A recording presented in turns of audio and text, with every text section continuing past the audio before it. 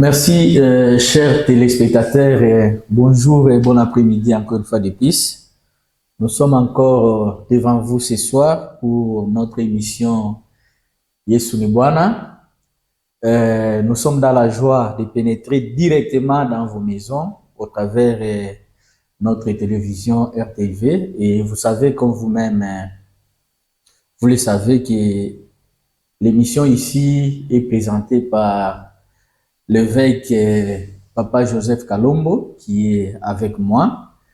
Karibu sana papa. Merci sana papa. Karibu kabisa. Merci. Nous rendons grâce à notre Dieu qui nous donne le souffle de vie jusqu'à présent. Tunashukuru Mungu wetu mwenye kutupatia pumzi ya uzima mpaka leo. Et toutefois, avant de commencer notre émission, nous avons l'habitude de faire une courte prière. Mara mbele ya kuanza emission yetu tunakuwa na zoezi ya kuomba kidogo tu. Le berger doit prier. Na mchungaji ataomba. Prions dans le nom de Jésus. Seigneur, nous te remercions et nous te bénissons encore une fois de plus. Nous sommes en train de recommander ces moments entre tes mains afin que tous ceux qui vont suivre cette émission réellement soient bénis par toi. Au travers de cette parole, que les malades soient guéris, que ceux qui ont des problèmes aient des solutions afin de perpétuer ta race dans le monde entier au travers de ceux qui vont nous suivre. Voilà pourquoi nous te bénissons et nous disons encore merci pour la gloire de ton nom et que seul le Saint-Esprit prenne en charge cette émission au nom de Jésus. Ainsi nous avons prié. Amen. Amen. Que Dieu soit loué. Mungu asifiwe. Nous bénissons également le Seigneur grandement parce que vous nous suivez et nous avons beaucoup de téléspectateurs et des auditeurs qui nous suivent à travers la radio. Na tunabariki Mungu sana kwa maana mweye mko mnatufata na bale bingine biko wanatufata kwa radio. Juu ya ile tunabariki Mungu wa mbinguni. Nous bénissons également le Seigneur pour le couple du docteur Léonard Matebu Lambalamba qui nous soutient souvent. Na tunabariki tena hii ndoa ya mwalimu mkuu Dr. Leonard Matebu Lambalamba, ule mwenye iko anatupatia hii fashi juu tuseme neno ya Mungu na wewe ubarikiwe. Sans toutefois tarder, bila kugawia, l'émission précédente plutôt, émission hiyo iliyopita, nous avons un peu demandé à notre frère, donc téléspectateur, le frère Josué. Na tuliomba kwa ndugu wetu ule anatufataka ndugu Josué. Et j'avais dit que ces questions sont pertinentes. Na nilisema kusema maulizo yake iko ya faida kabisa. Mais je lui avais demandé d'harmoniser les textes, donc les questions pour pouvoir donner aussi aux autres personnes qui ne connaissent pas ces questions, les questions qu'il a posées. Na nalimuomba atengeneze kidogo ile maulizo kusudi bale wengine abajue bapashe kufata hii maulizo ndugu Josué aliuliza. Nous avons demandé à ce que celui qui nous appelle se localise, il se présente et localise, il dit bon, je vous appelle à partir de tel endroit, tel quartier, telle commune. Na tuliomba kusema wote mwenye kutuita anapasha kutufasiria fashi kule kwenye anatuitia, commune gani anatuitia, kwa hiyo mumukoba gani iko, mwavini gani iko. Et si vous voulez écrire le message, et éclaircissez le message. Na kama unapenda kuandika message, uiandike ikuye wazi, ikuye ya kusomekana mzuri. Ne nous donnez pas la peine de dire ici, il voulait dire quoi, ça ne vaut pas de la peine. Msitusumbue tuanje kutafuta nini ulitafuta kusema, lakini je reprends brièvement sur les questions posées par le frère Josué. Sans localiser même l'endroit où il nous a appelé, mais je l'ai appelé à 4 reprises, son téléphone ne passait pas. Kwa kifupi niko narudilia ndugu Yoshua alipenda kuuliza, lakini alipima kuita namba yake ya simu, telefone yake haipite. Il nous a posé la première question, savoir que est Dieu. Alituuliza ulizo ya kusema Mungu ni nani. Deuxième question, est-ce que il y a la différence entre Dieu et Jésus? Na ulizo yake ya pili aliuliza eti kuko achanisho katikati ya Mungu na Yesu. Troisième question, que Jésus. Ulizo ya tatu anauliza nini Yesu, wala nani Yesu. Yesu ni nani? Donc, quand je suis en train de lire, de cortiquer ce qu'il a écrit, wakati niko napenda kufungula bila aliandika, pour Dieu il y a un peu de compréhension. Juu ya Mungu kuko kunakuwa kuelewana. Je ne réponds pas aujourd'hui, mais je lui demande encore de fournir l'effort de nous attendre, parce que moi je l'appelle, il n'accroche même pas et son téléphone des fois ne passe pas. Na leo sitajibia, lakini napenda aendelee na maulizo yake paske masaa mingi niko naita telefone yake haipite. Le problème de que Dieu, hii mambo ya Mungu ni nani, c'est ce que le docteur Labalam était en train de cortiquer, entrer en long et en large à l'église. J'allais lui demander aussi de venir assister et suivre ces enseignements-là de plus près. Kuile ulizo yake ya kwanza, Mungu ni nani, njo mafundisho ile mwalimu mkuu Dr. Leonard Matewe Lambalamba alikuwa anafundisha, na njo maana alikuwa anamtafuta ndugu Yoshua akuye ahudhurie. Parce qu'en Dieu il y a trois personnes distinctes. Kwa maana mwa Mungu mule ile jina Mungu muko batu tatu ya kuachana. Lui a parlé de Dieu. Anasema ça je comprends directement, c'est Dieu le Père. Na mimi naelewa ya kusema ni Mungu Baba. Il y a aussi Dieu le Fils. Kuna kuwa Mungu Mwana qui est Jésus-Christ. Ule ameitwa Yesu Kristo. Mais il y a aussi le Dieu, le Saint-Esprit. Kuna kuwa Mungu Roho Mtakatifu. Tous sont des créateurs, ils créent. Bote banaumbaka. Tous, chacun d'eux donne des lois. Kila yeye analeta makanuni. Mais mon problème aujourd'hui pour le frère Josué, mambo yangu leo juu ya ndugu Yoshua, il parle de quel Jésus? C'est quel Jésus? Donc il a écrit Jésus sans accent. Quand on écrit le nom Jésus sans accent, moi je comprends directement, c'est en anglais, ce n'est pas en français. Na kama unaandika mubaya jina ya Yesu naelewa kusema inakuwa mkiingereza. Pas mubaya. Unakosa kuweka ile accent. C'est en anglais. Inakuwa mkiingereza.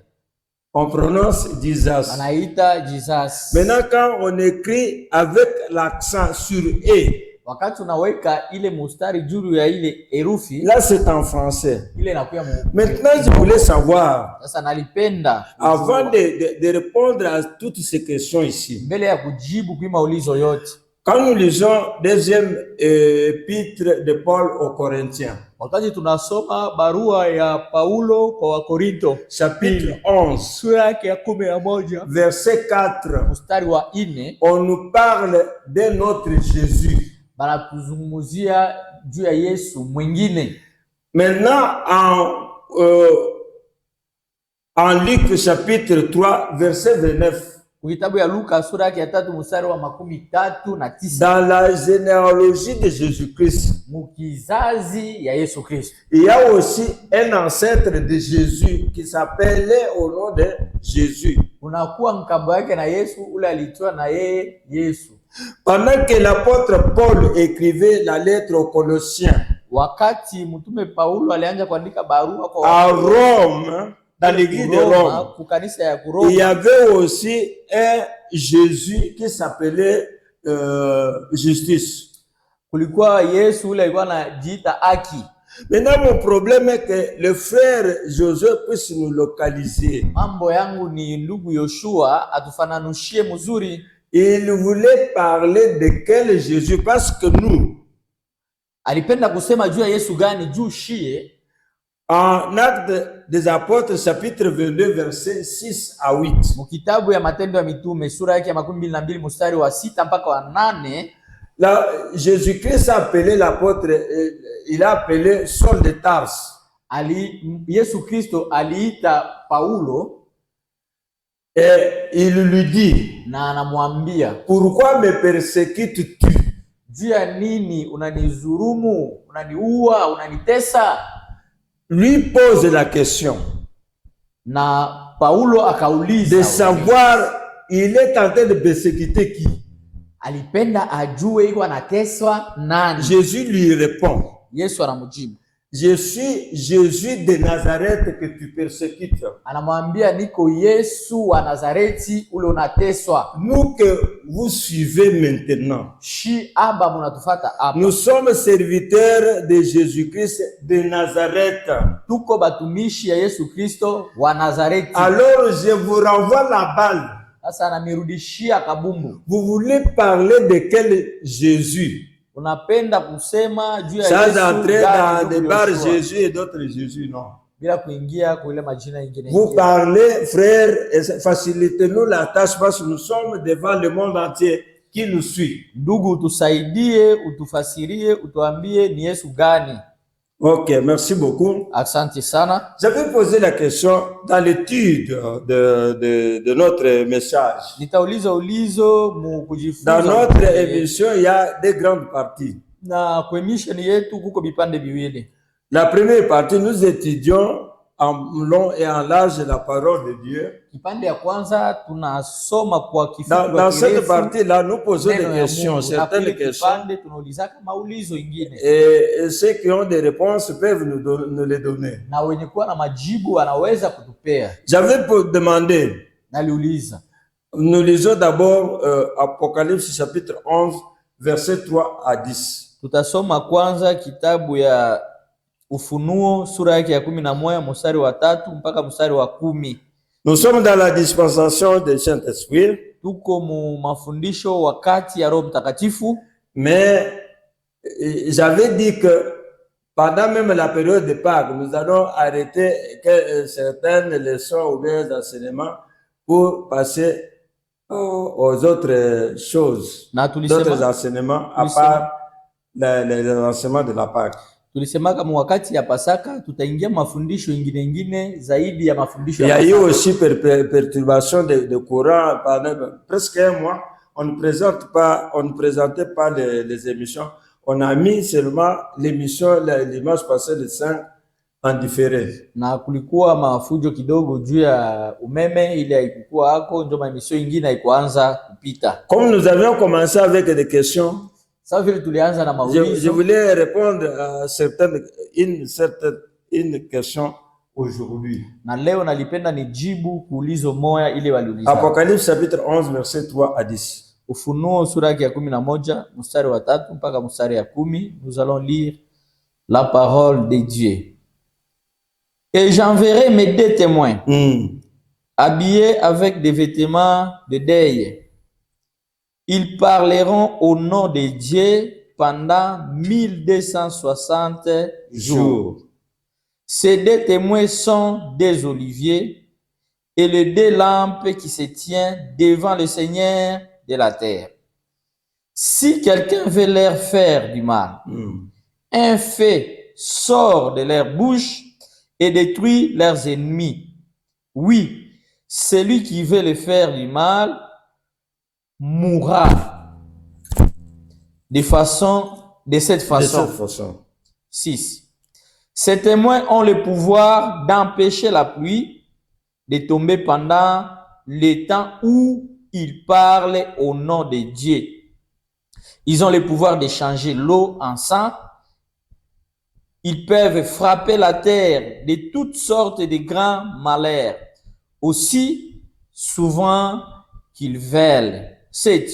Mais quand les autres finissent de rendre témoignage, la bête qui monte du trou sans fond va leur faire la guerre.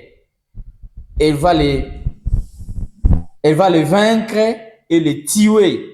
Leurs corps resteront sur la place de la grande ville, là où le Seigneur a été cloué sur une croix. Cette ville porte le nom de Sodome et l'Égypte. 9. Des gens de tout peuple, de toutes les tribus, de toutes les langues, de tous les pays viendront pour regarder leur corps pendant 3 jours et demi. Ils ne permettront pas qu'on les enterre. 10. Les habitants de la terre seront errés à cause de la mort de ces deux prophètes. Ils seront dans la joie, ils se feront des cadeaux parce que ces deux hommes les ont fait beaucoup de souffrances. Amen. Amen. Que Dieu soit loué. Que Dieu soit loué. Mungu asifiwe. Frères, ndugu et sœurs, na dada, soyez attentifs. Tega sikio. J'avais demandé, personne d'autre ne m'a jamais demandé. Je ne sais pas si le berger avait trouvé l'appel sur la réponse. Nawazia kusema mchungaji alipataka ile kumuita. J'avais demandé aux téléspectateurs de nous donner le nom de deux prophètes ici. Naliombaka kwa wenye kutufuata kusema watupatie majina ya hawa wanabii wawili, wale washuhuda wawili. Les deux personnes ici. Aba batu bawili. Moi, j'étais allé prier avec les branamistes. Mie sema naliendaka kuomba wakati mwana na branamistes. Alors, un d'eux, parmi les grandes autorités, mmoja wao katikati ya wenye madaraka kwa branamistes, il m'avait montré ce passage ici pour dire que le frère Branham est avec les deux ici. C'est-à-dire, il y a Branham, il y a aussi Moïse. Na akasema ndugu Branham kufatana na hii andiko iko kubale bashuhuda banabii bawili. Bon, ça c'est leur version. Ile ni matafsiri ya. Moi j'ai demandé à connaître quels sont ces deux personnages. Na mimi nalikuwa naombaka nijue hapa ni batu gani, ni banani. Nous sommes en train d'étudier la parole de Dieu et donner la connaissance, la grande lumière sur la parole de Dieu dans le cœur des enfants de Dieu. Tuko tunajifunza neno ya Mungu na tulete mwangaza ya neno ya Mungu. Et j'avais lu l'un de son enseignement, le frère Branham, kitabu moya ya ndugu Branham, lui-même, il s'est mis à côté. Il dit que qui avait fait transformer l'eau en sang, c'était Moïse. Donc, celui qui avait demandé le feu au ciel, c'est Élie, le prophète. Donc, c'est-à-dire les deux personnes ici. Na yeye akafundisha kusema bale batu mbili ni Musa ule alishusha moto kumlima na Elia ule alishusha na yeye moto. Maintenant nous voulons entrer en profondeur pour connaître ces deux messieurs. Sasa tunapenda tuingie ndani ya uketo tujue hapa bandugu ni banani. Moïse lui était mort. La Bible dit que Moïse était mort en Deutéronome chapitre 34 verset 1er jusqu'au 6e, et Dieu l'avait enterré. Musa alikufaka na Biblia kwa nasema Musa alikufaka na Mungu akamuzika. Moïse n'est pas là. Musa ana katikati ya watu mbili. Il y a deux personnes ici. Kuna kwa watu mbili hapa. Lorsque nous lisons le Genèse chapitre 3 verset 19. Wakati tunasoma kitabu ya Mwanzo sura ya 3 mstari wa 19. Après la chute d'Adam, kisha kuanguka ya Adamu, Dieu lui a dit, Mungu akamwambia, tu es poussière, uko vumbi, tu retourneras à la poussière auquel tu as été tiré. Na utarudia kumavumbi kule ulitoshwa. Mais nous voyons que depuis la création jusqu'à aujourd'hui, lakini tunaona kusema tangu mwanzo wa kuumba dunia mpaka sasa, il n'y a personne sur la terre qui a déjà vécu 1000 ans. Hakuna mtu pa dunia alishafanya miaka 1000. Mais nous voyons seulement en Genèse chapitre 5 verset 24, je pense verset 35. Tunaona kitabu ya Mwanzo sura yake ya 5 mstari wa 13. Il y a un monsieur qui avait vécu 969 ans. Kuna kwa mtu mmoja alifaka kuishi miaka 900. Et la Bible dit que comme tous meurent en Adam, sawa Biblia inasema sawa vile bote wanakufa ndani ya Adamu, et tous se revivront aussi en Jésus-Christ. Lakini bote wataishi ndani ya Kristo. Il y a deux messieurs qui n'étaient pas morts jusqu'aujourd'hui. Kuna kwa watu mbili bali abayakufaka mpaka leo.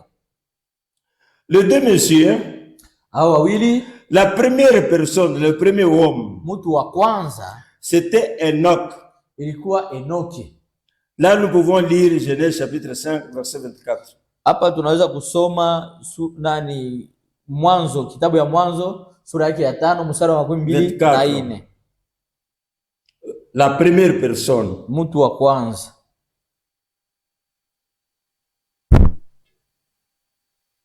Nous allons lire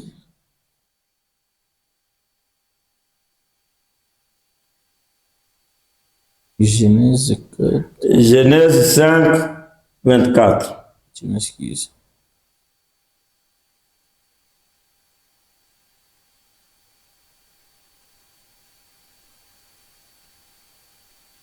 Bon.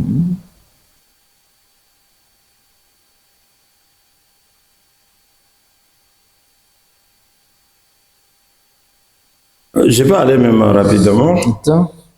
Genèse 5, 24. Nous lisons la parole de Dieu. 24. Il suit le chemin de Dieu pendant toute sa vie. Puis, il disparaît. En effet, Dieu l'enlève auprès de lui. Amen. Dans cette version, pour connaître le nom d'Enoch, il faut verset 3. Verset 23. 23.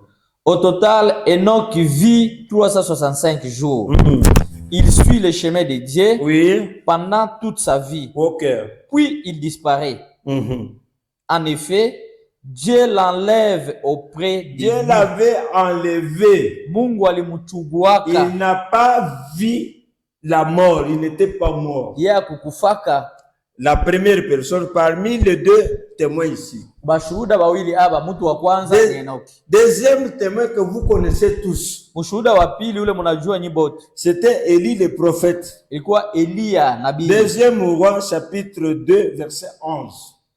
Là on peut aller rapidement. Dieu l'avait enlevé. Il n'a pas vu aussi la mort. Ce sont les deux personnes ici. Maintenant, Jésus parle quelque part. En Matthieu chapitre 22, verset 52. Il dit que Dieu, on l'appelle Dieu d'Abraham. Dieu d'Isaac et Dieu de Jacob. Dieu n'est pas un Dieu de mort. C'est un Dieu de vivant. Maintenant, pour confirmer cette parole ici, cela veut dire que Dieu est capable de garder une personne plus même de 1000 ans. Écoutez bien que Enoch était enlevé plusieurs siècles avant la naissance de Jésus-Christ.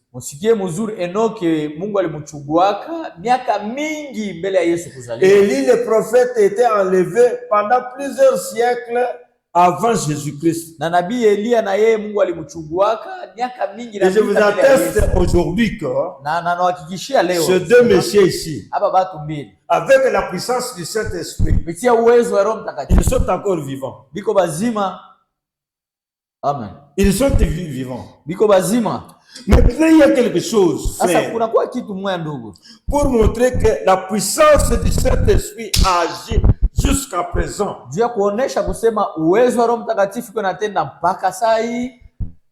Les deux messieurs ici, on dit que ce sont les deux témoins. Jésus-Christ dit à ses disciples, vous serez mes témoins. Donc, les témoins des choses que Dieu est en train de faire, les témoins des choses que Jésus avait fait sur la terre. Nous sommes les témoins de Jésus-Christ jusqu'à présent. Jésus-Christ, il dit avant d'entrer dans une maison, dites que la paix soit sur cette maison. Cela veut dire l'évangile de Jésus-Christ. Jusqu'à présent, mon frère, ma soeur, c'est un évangile qui apporte la paix. Si le diable veut déstabiliser une maison, l'homme et la femme, créer la disparité entre les parents et les enfants, il enlève d'abord la paix. Et s'il n'y a pas de paix dans le cœur d'une personne, là il n'y a pas la présence de Dieu, il n'y a pas la présence du Saint-Esprit. Maintenant, la paix, quand quelqu'un est tourmenté, quand quelqu'un a beaucoup de problèmes, dès qu'on lui donne les conseils à travers la parole de Dieu, et dès que la personne sent la paix dans le cœur, c'est le début du processus de l'intervention divine. La paix démontre la présence de Dieu dans le cœur d'une personne. Et je vais vous dire, ces deux messieurs ici n'amèneront pas la parole de la paix. Pourquoi? Parce que la paix sera déjà enlevée sur la terre. Et là, qu'on puisse lire. Apocalypse chapitre 6, verset 4. Tutasoma kitabu ya Ufunuo sura yake ya 6.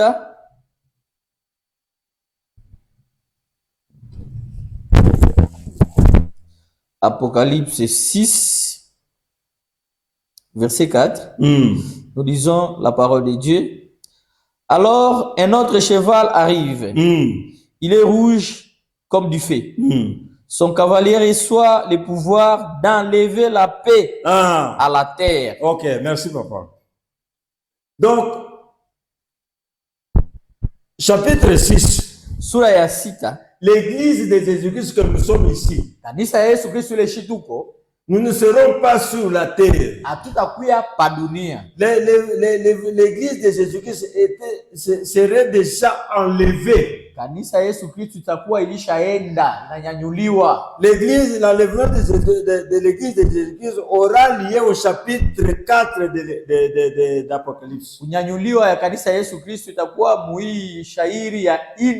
Frère, vous qui minimisez l'évangile de Jésus-Christ,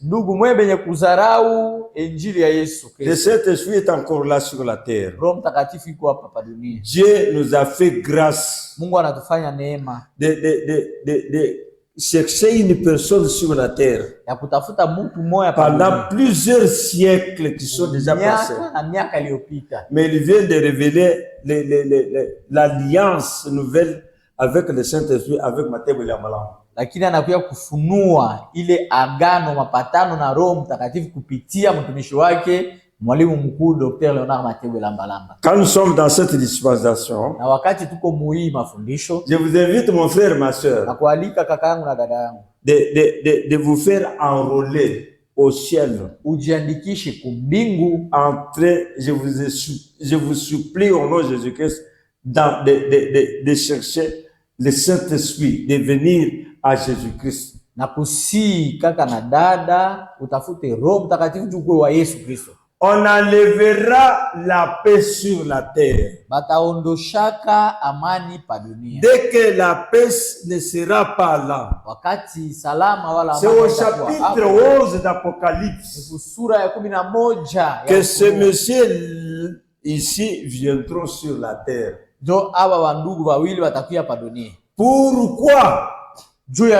La Bible dit, Hébreux chapitre 9 verset 27, il est réservé aux hommes de mourir une seule fois.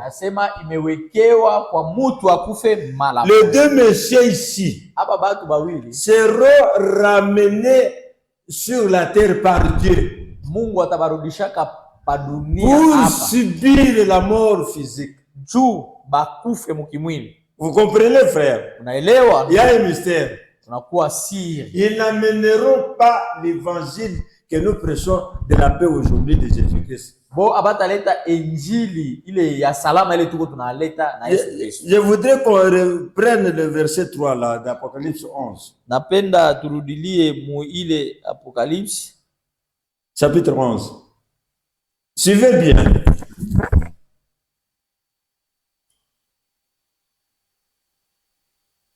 Apocalypse 3. Chapitre 11, verset 3.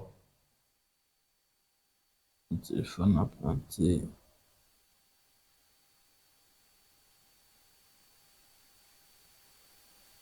Oh.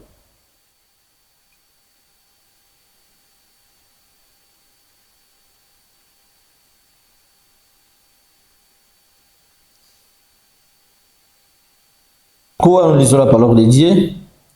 Et j'enverrai mes deux témoins, habillés avec des vêtements de deuil. Ils parleront au nom de Dieu pendant 1260 jours. Ils parleront au nom de Dieu, c'est-à-dire ils n'annonceront pas l'évangile de Jésus-Christ. Batasema kujina ya Mungu ni kusema batasema batatangaza injili ya Yesu Kristo hapana. Et si vous lisez bien, kama unasoma mzuri, ils ne gagneront aucune âme. Bo abata ukuwaka hata nafsi moja. Et personne ne sera content de ces deux messieurs. Hakuna mtu atafurahikiwaka na hapa. La Bible dit, leur problème, c'est de tourmenter le monde. Ni kuvuruka dunia. Pendant 3 ans et demi, c'est-à-dire 1260 divisé par 30. Donc, dans le moment où l'apôtre Jean avait reçu la vision de l'Apocalypse, on comptait chaque mois 30 jours et non 28, 29 ou 31 jours. Na mwile wakati huyu mtume Yohana alipokeaka hii onyo, miezi ilikuwa inasabiliwa iko na masiku 13, hapana masiku 28. Et quand vous prenez 1260 divisé par 30, c'est 42 mois. Na ukabeba 1260 divisé par 30 utapata miezi 42. C'est-à-dire 3 ans miaka 3 et demi. Na kipande. Ils feront ce travail-là. Atafanya ile kazi. Écoutez bien. Les miracles opérés par Moïse, miujiza ile Musa alitimiza, était local. Ilikuwa local. Quand il avait frappé les eaux, et les eaux sont devenues rouges comme le sang. Bahari ikageuka nyekundu. Dans le cas des enfants de Dieu, chez les Hébreux, à Goshen, Waebrania kule kambi yabo ilikuwa l'eau était potable. Mai ilikuwa ya mzuri. Et dans notre pays, ils consommaient leur eau propre. Alikuwa wanakunywa maji yabo mzuri. Les miracles opérés par Élie le prophète, de faire descendre le feu du ciel, était encore local.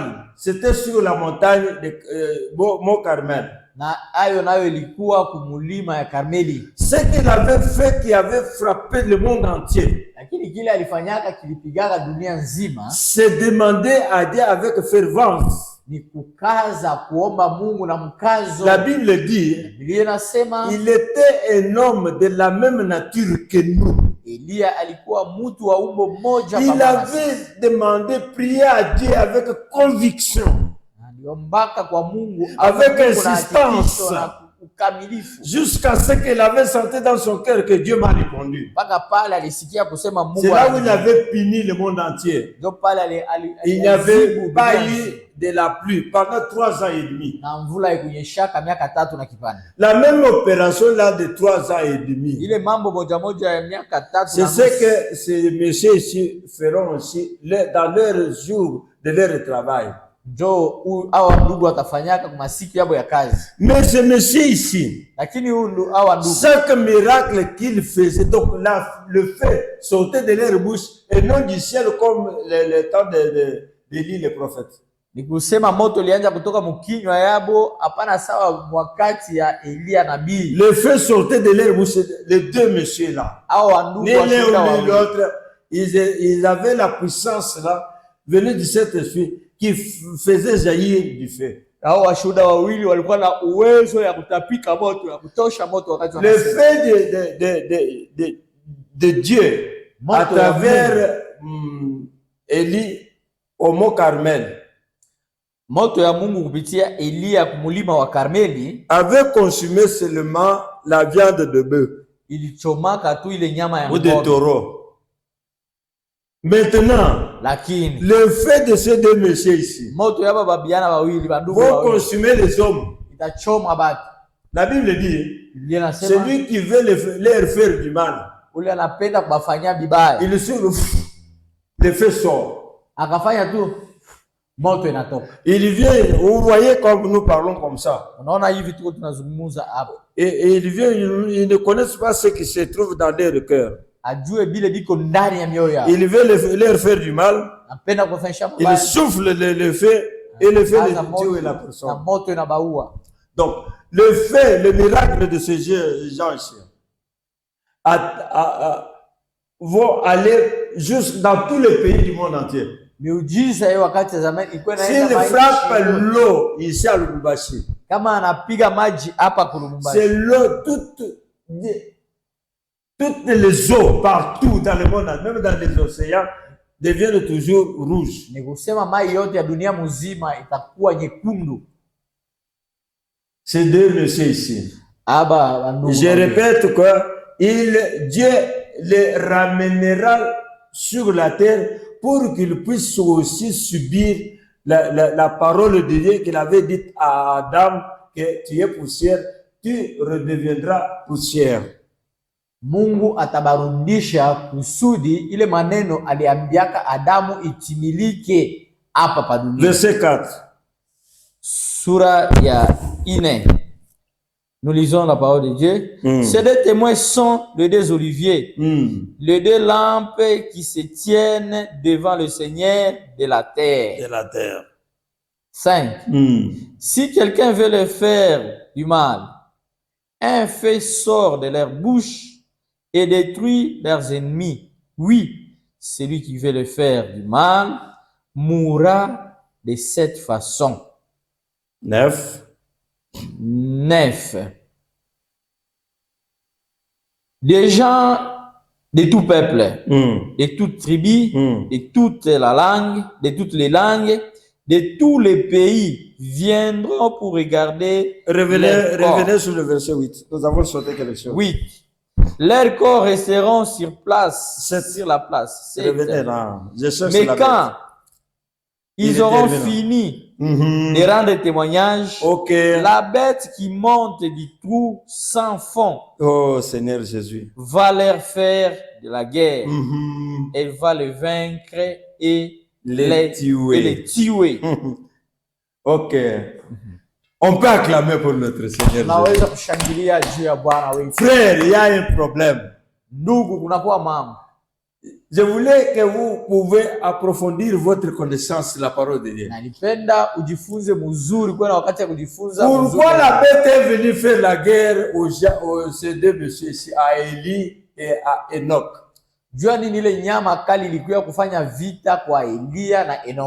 Tous les habitants tout autour d'eux se souviendra de la parole de Dieu écrite, donc de la loi d'interdiction, formelle, très formelle. C'est écrit en psaume, donc 105e psaume, 15e strophe ou 15e couplet. Inaandikiwa mu kitabu ya Zaburi sura yake ya 105 mstari wa 15. Ne touchez pas à mes oins. Usiguse kwa wapakaliwa mafuta wao. Donc ces gens-là qui seront autour, nous l'église ne serons pas sur la terre. Shi kanisa tu hapa dunia lakini bado nous ne serons pas sur la terre. Shi pendant que le Saint-Esprit est encore sur la terre, profitez-en. Wakati Roho Mtakatifu ingali pa dunia ikuwe yako. Et ces gens-là, na bale batu n'auront pas l'audace, la force même de toucher ces gens-là. Abatakuwa na nguvu ya kugusa. Ils vont respecter, craindre la parole de Dieu qui dit qu'il ne touchez pas à mes oins. Ataogopa na kukimbia neno ya Mungu ile nasema. C'est ainsi que Dieu a déjà préparé une bête qui va sortir et qui sortira dans une fosse. Ndio kwa maana Mungu alishatayarisha ile nyama itatoka Dans un ndani ya abîme. shimo, itatoka Et fashi c'est moja fulani. cette bête-là qui viendra les toucher. Na ni ile nyama ndio yenyewe. La Bible dit qu'il fera la guerre avec ces deux messieurs. Na Biblia inasema itafanya vita na hao. Et elle sera encore plus forte que ces deux messieurs. Na batakuwa na nguvu zaidi kupita bale bashuka wawili. Sikilizeni mzuri ndugu. Il va les tuer. Na ile nyama itabaua. Les gens seront très contents. Na batu watakuwa ndani ya furaha. Vous savez, najua avant que les enfants d'Israël sortent de l'Égypte, mbele ya watoto wa Israeli watoke Kimisri, après le miracle qu'ils avaient vu, kisha miujiza waliona prononcé par Moïse qui s'accomplissait. Ile Musa alitangaza na Et inatimilika. je vous informe encore Na naonikumbusha tena que les mamans vont organiser un séminaire, donc que vous ne pouvez pas, ne soyez pas distraite maman, venez, je vous invite encore de participer ensemble avec nos mamans ici. Na mialika tena Si muhudhurie vous avez pamoja le na mama Saint-Esprit, yetu. que le Saint-Esprit vous parle maman de venir aussi assister, vous avez aussi votre part là-bas que vous devez recevoir. Unakuwa na yako kipande ile utapokea wakati unakuya mwile mkusanyiko. Venez, je vous invite. Na mialika bamama yote ya Lubumbashi mukuye kwa mkusanyiko ya bamama itaanja kesho. C'est donc les enfants disaient quand ils voulaient sortir, donc les ennemis, les Égyptiens, ils étaient tellement très contents de leur sortie. Na wakati watoto wa Israeli walianja kutoka, maadui yabo watoto ya Misri walianja kufurahi ya kusema banatuachia mpepo. C'est ça. Exode chapitre 12 verset 33. Kutoka sura yake ya 12 mstari wa 33. Ils étaient tellement très contents. Walikuwa na furaha kabisa. Et vous aussi. Na wewe pia. Dieu vous fera grâce. Mungu atakufanyisha neema. De vous faire sortir dans la situation où vous vous trouvez aujourd'hui. Kukutosha mwile mambo uko nayo leo. Et vos ennemis na maadui verront ça. Bataiona. Ils auront peur de vous. Batakuya na boka na wewe. Je m'adresse à vous frères. Na kuambia wewe ndugu. Ne soyez pas distraits. Ushilengame. Ils seront très contents. Batakuwa na furaha sana. Ils seront très contents parce qu'ils ont vu les hommes qui les avaient tourmentés pendant 1260 jours sans repos. Batakuwa na furaha juu bataona bale batu bale bavurusha ile masiku yote ya mingu bila kupumzika. Moi je pense. Mimi nawazia. Même ceux qui voyagent aujourd'hui ne n'auraient pas à voyager encore dans cette période. Ile siku abata safiri. Ceux qui ont la paix. Aujourd'hui, vous êtes bien, frère. Vous êtes ministre. Vous êtes conseiller. Vous êtes juriste. Vous avez la paix. C'est parce que nous, l'église, nous sommes encore sur la terre. Le Saint-Esprit n'est pas encore près l'église. Profitez-en. Ils viendront pour voir. La Bible dit, les gens viendront d'un pays à l'autre, d'une ville à une autre ville, pour voir ceux qui faisaient des miracles et tourmentaient leur repos. Ils refuseront pour qu'on puisse même les enterrer. Il y a un mystère là. Pourquoi on ne veut pas les enterrer? Là, il y a deux choses. La première des choses, c'est le premier résurrection de mort. La première résurrection de mort. La première résurrection de mort, la Bible dit, pendant que Jésus était sur la croix, en Matthieu chapitre 27,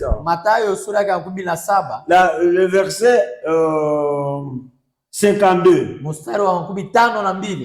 la Bible dit, lorsque Jésus a rendu âme, la terre trembla. Beaucoup de tombes des saints de l'Ancien Testament makaburi ya mingi ya watakatifu ya Agano la Kale s'ouvrir. Ikafunguka. Et beaucoup de saints de l'Ancien Testament étaient ressuscités. Na watakatifu wengi wa Agano la Kale walifufuka. Ça, c'est la première résurrection des morts. Hii ni ufufuko ya kwanza ya wafu. Il y a eu aussi le premier enlèvement. Na kukakuwa pia kunyanyuliwa ya kwanza. Le jour où Jésus est monté pour rentrer au ciel. Siku Yesu alirudia kumbingu. La Bible dit, Biblia inasema, il est monté avec les personnes ici en Éphésiens chapitre 4 verset 9 à 11.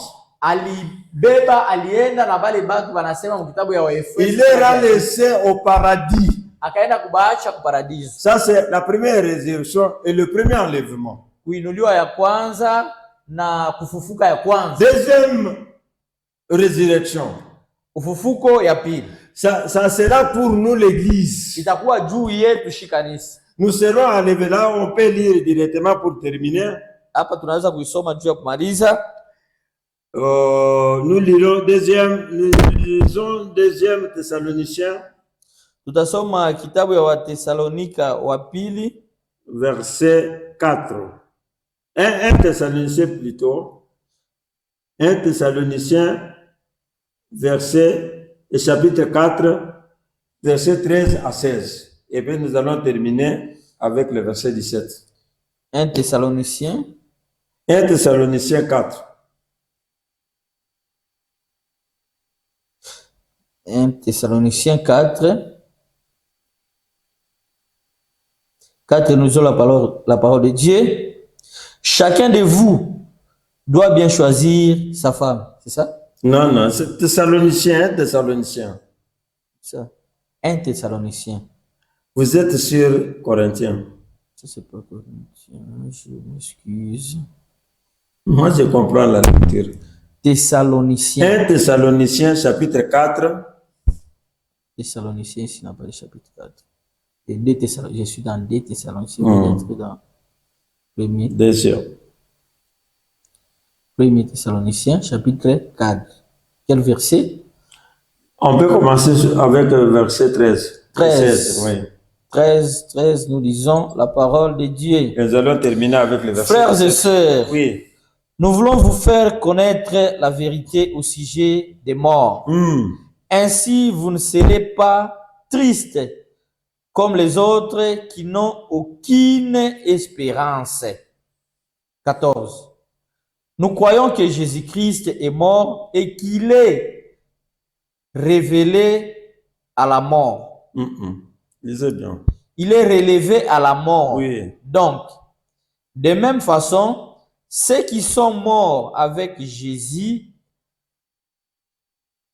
en croyant en lui, Dieu les ressuscitera à Jésus.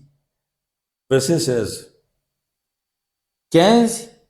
Je saute sur 16. Non, 15, 16. 15, oui. Voici ce que nous disons. D'après une parole du Seigneur, nous qui serons encore vivants, quand le Seigneur viendra, nous ne passerons pas avant ceux qui sont morts. Okay. 16. Jusqu'à là, ça va. Okay. Ici, on montre l'enlèvement, donc la résurrection des morts. Je parle sur pourquoi les deux messieurs ici ne seront pas enterrés. Il y a eu la première résurrection des morts des saints de l'Ancien Testament. Il y a eu aussi le premier enlèvement de ces saints-là de l'Ancien Testament. Ça a déjà eu lieu. Deuxième résurrection ici. Ça sera pour nous l'église. C'est pourquoi on nous met en garde. Que nous ne soyons pas dans l'ignorance. Nous avons quelque chose que vous n'avez pas, le monde. Et là, ça marche le monde. Vous les magiciens, vous n'avez pas ça. Le Saint-Esprit. Bila kwenda kushoto gume, mwe bachawi amuna nayo. Vous les sorciers, vous n'avez pas ça. Mwe balozi amuna nayo. Vous les féticheurs, vous n'avez pas ça. Bafumu amuna nayo. En vous, il n'y a pas la trace, aucune trace de Dieu. Ndani mwenu amuna hata alama moja ya Mungu. La paix, vous la manquez. Salama mnaikosa. Ici, hapa ceux qui sont morts avec l'esprit de Dieu, on leur a marqué du sceau du Saint-Esprit. Ce qui fait l'appartenance à Jésus-Christ. Et ceux qui avaient l'esprit de Dieu, c'est le même esprit qui avait animé, qui avait fait travailler les hommes et les femmes dans l'Ancien Testament. C'est le même Saint-Esprit que nous avons aujourd'hui. La Bible dit, nous ne devancerons pas ceux qui sont déjà morts dans l'église de Jésus-Christ. Mais les morts en Christ ressusciteront le premier. Continuez avec la lecture, frère. Verset 17. Ensuite, nous qui serons encore vivants, nous serons emportés ensemble avec eux sur les nuages. Ok, acclamons pour le Seigneur. Frère, ces gens ici, écoutez bien. Et nous allons terminer avec Apocalypse, là, verset 10. Lorsque la bête viendra tuer les deux messieurs, la Bible dit, les gens n'accepteront pas qu'ils soient enterrés. Pourquoi? La terre ne peut jamais les recevoir. Parce qu'il n'aura pas encore la troisième résurrection de mort. C'est là où il y a un secret. C'est pourquoi les deux messieurs ici n'entreront pas dans la terre. Ils ne seront pas enterrés dans la terre. Leurs frères et sœurs ne seront pas là-bas. Or, les saints de l'Ancien Testament, les saints du Nouveau Testament, les saints du troisième alliance, ceux qui meurent dans la troisième alliance, la deuxième alliance, seront apportés dans les airs pour rencontrer avec notre Seigneur Jésus-Christ. Grâce à Dieu. Les gens là, leur corps, ils seront injectés d'anesthésie, donc seront embaumés par le Saint-Esprit. Dans 3 jours, ils n'auront pas la corruption. Mais les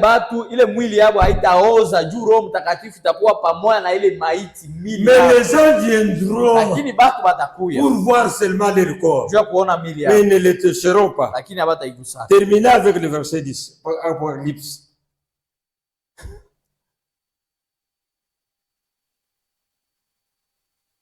Apocalypse 11. 11, verset 10. 11, 10, nous lisons la parole de Dieu. Les habitants de la terre seront heureux à cause de la mort de ces 2 prophètes. Continue. Ils seront dans la joie. Ils se feront des cadeaux parce que ces 2 hommes les ont fait beaucoup de souffrances. Allez-y. Mais après ces 3 jours.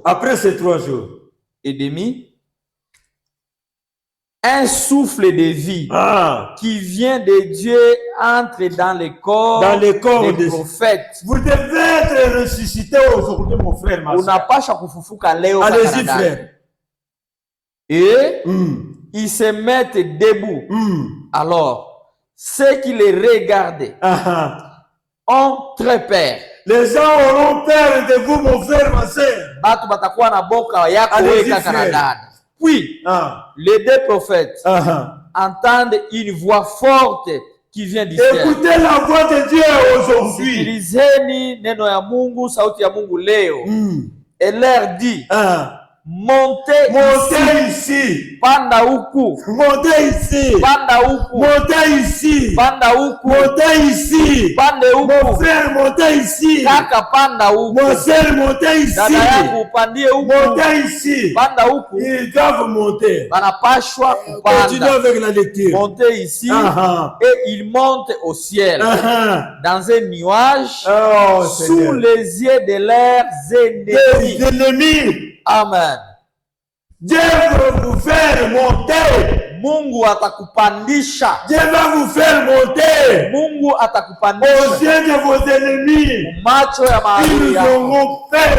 Atakuwa na uoga. Je parle à quelqu'un. Naambia mtu. Je parle à quelqu'un. Naambia mtu. Je vous parle tout droit. Nakusemezea wewe. Écoutez la parole de Dieu. Sikia neno la Mungu. Le moment est propice pour wakati ni mzuri juu mon yako. frère, ma sœur. Kaka yangu na dada yangu. Mon fils, ma fille. Mtoto wangu, binti wangu. Écoutez, profitez-en. Sikiliza le temps de la grâce de Dieu est encore là. Wakati ya neema ya Mungu. Les portes du ciel sont ouvertes. Milango ya mbingu pour vous recevoir aujourd'hui. Kupokea leo.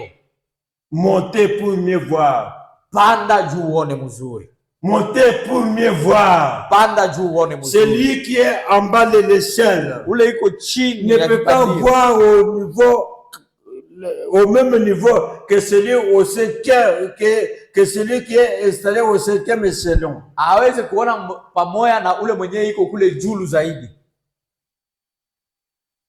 Les deux messieurs. Washuhuda wawili. Nous avons Enoch. Tuko na Enoch.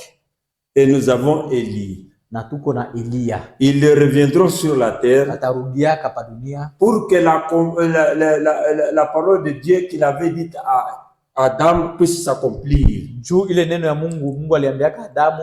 Personne n'est épargné à la mort. Hakuna mtu ule astakufa. Celui qui sera épargné à la mort, ule batamweka pembeni kulufu. C'est par exemple comme nous sommes aujourd'hui. Iko saa shie. Si Jésus revient aujourd'hui, kama Yesu anakuja leo, ceux qui sont vivants, bale banakutiwa bazima, leurs corps seront transformés mili yabo itageuzwa pour changer et devenir semblable au corps des anges. Juu ya kufanana na mili ya C'est seulement ces personnes-là qui ne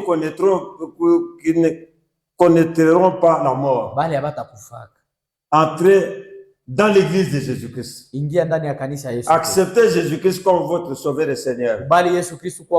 Et la Bible dit, Dieu vous donnera ce que vos cœurs cherchent. Nous sommes presque à la fin. Et notre émission passe chaque dimanche à 18h. Mais je demandais encore, on puisse faire la rediffusion chaque jeudi à 21h30. Mais même si l'émission sera surprise pour vous, ça dépendra de la technique. Alors, aujourd'hui, je vais lancer encore une autre question. Une femme est autorisée à prêcher la parole de Dieu. Je serai très clair. Je prends le verbe prêcher. Je reprends le verbe prêcher. Une femme est-elle permise de prêcher la parole de Dieu? Quand je pose des questions comme ça, il ne faut pas répondre avec les yeux écarquillés, non. Ne me prenez pas comme un ignorant. Et je vous avais dit que j'ai fait l'université. Je suis gradué en théologie. Attention. Nous étions musulmans, le docteur Lambala m'avait posé la question. Je vous avais parlé ici dans une des émissions précédentes. Et il y a deux messieurs. Celui-ci était donc, c'est un fou. Et l'autre était un ignorant. Parmi les deux ici, qui est plus dangereux que l'autre? Alors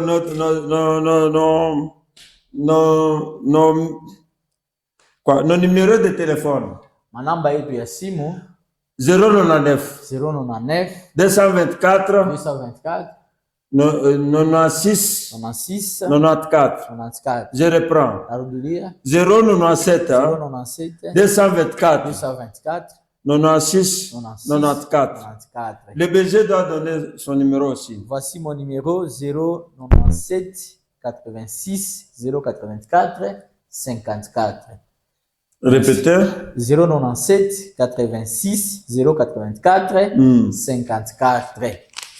Il y a beaucoup des enseignements. Nous sommes dans une période de la Pâque.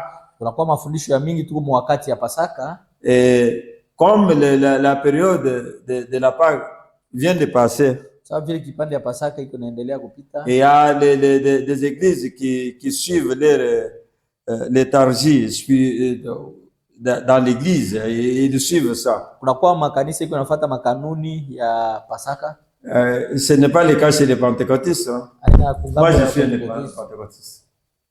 Moi, je suis un pentecôtiste. Et je suis conduit par le Saint-Esprit. Ce que le Saint-Esprit me donne de dire là, j'avais dit autrefois, c'était un certain dimanche. C'était le dimanche de la Pâque. Mais sa grâce avait prêché le dimanche là, il y a eu la fusion du Saint-Esprit, les gens étaient baptisés dans le Saint-Esprit. C'était pas le jour de la Pentecôte.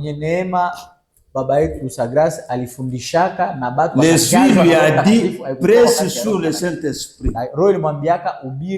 Et il y a eu des fruits. C'est comme ça, frère.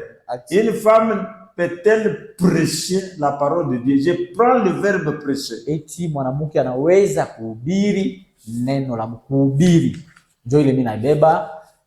Ça c'est une question. Ile ni ulizo que nous allons décortiquer un peu. Ile tunaangalia nje na ndani. Après, na kiisha nous allons continuer avec nos enseignements. Tutaendelea na maulizo yetu na Mungu anubariki. Que Dieu vous bénisse. Merci. Amen. Merci, papa. Merci.